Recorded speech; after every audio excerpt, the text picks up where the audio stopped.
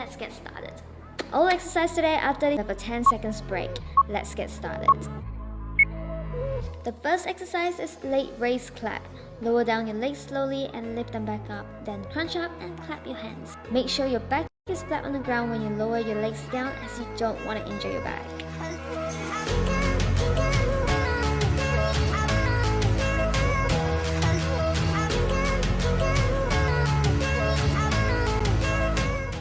No rest time here, guys. We are going straight into reverse crunch.